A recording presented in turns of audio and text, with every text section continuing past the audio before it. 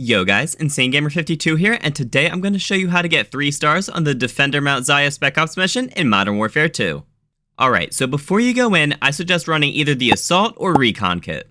Assault kit will give you an armor box that should refresh at least once a wave. It also comes with an assault suit, but honestly this isn't worth using, which I'll talk about later on. Getting the Recon kit to level 3 gives you a free sentry gun and cluster mine killstreak at the beginning of the mission, which will be incredibly helpful. Okay, so when you first start the mission, you have as much time as you want to get ready before starting the first wave. I suggest grabbing another gun off the wall instead of the pistol that you start with. My favorites are the Cast-Off 545 and the M4, but feel free to choose whatever you're most comfortable with. You can also buy a self-revive and sentry gun if you want, but you shouldn't need those until the later rounds. If either of you are running the assault kit, throw down an armor box and refill your plates. Once you're ready, head over to the A objective down in this bunker. The enemies won't do anything until you actually get close enough. Head down into the bunker and make sure to clear that out first. To get 3 stars, you have to have 3 or less bomb plants, so don't worry if they do end up planting a bomb. There is a bit of wiggle room, but obviously the less plants the better. My 2 biggest tips for this mission are to aim for the head and always be checking your minimap. Headshots are a one-hit kill on pretty much every enemy, so you can absolutely mow through a whole squad with 1 mag if you're accurate enough. The radar will sweep every 4 seconds, so you can basically always know where every enemy is. All it takes is 1 enemy to slip by you and plant a bomb, so make sure to check your minimap as often as possible. Once you clear this first group, you will have 45 seconds until the actual first wave begins. Make sure to go back and refill your ammo and armor between every round. You can also buy more sentry guns and a self-revive too. Round 1 will be at one of the 3 locations, but it's random every time. This wave will just be a couple groups of regular enemies that spawn from far away and come in on helicopters.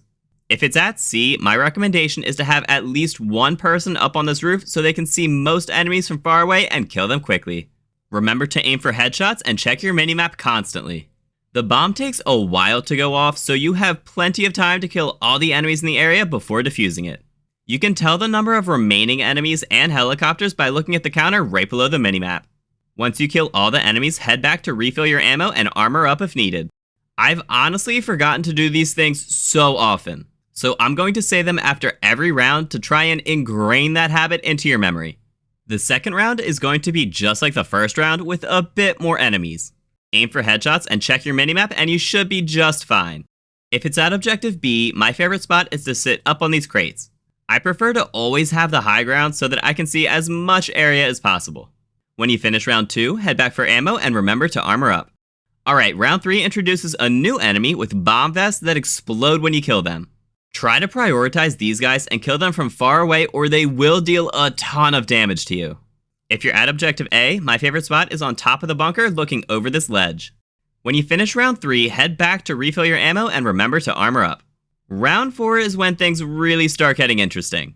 You'll have 2 objectives to defend, and there will be enemies shooting mortars from far away. You and your partner will have to split up to defend both positions. This is when I like to start using my sentry guns to help cover an objective solo. Sentry guns have a set amount of ammo before they disappear, so you should still try to kill as much as you can and only rely on the sentry for a bit of extra support. I would recommend against using your assault suit or buying the Juggernaut. They both block your radar and make it much easier for 1 enemy to slip past and plant a bomb.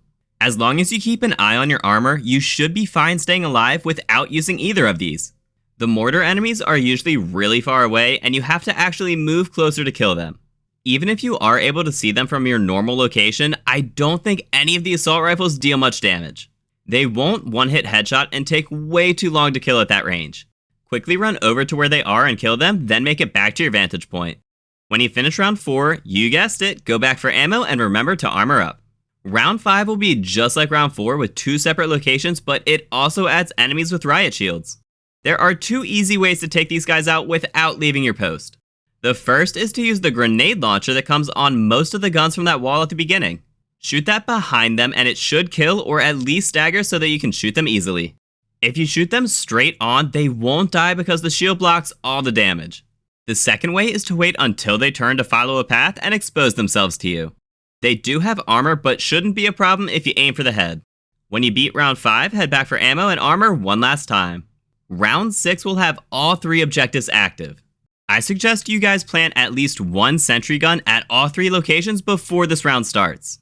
If you have extra money, feel free to buy more sentries since this is the last round. The easiest way I found to divide this up is to have one player at A and the other player moves between B and C. You can usually see when the helicopters come in to deliver more enemies, so should be able to rotate accordingly.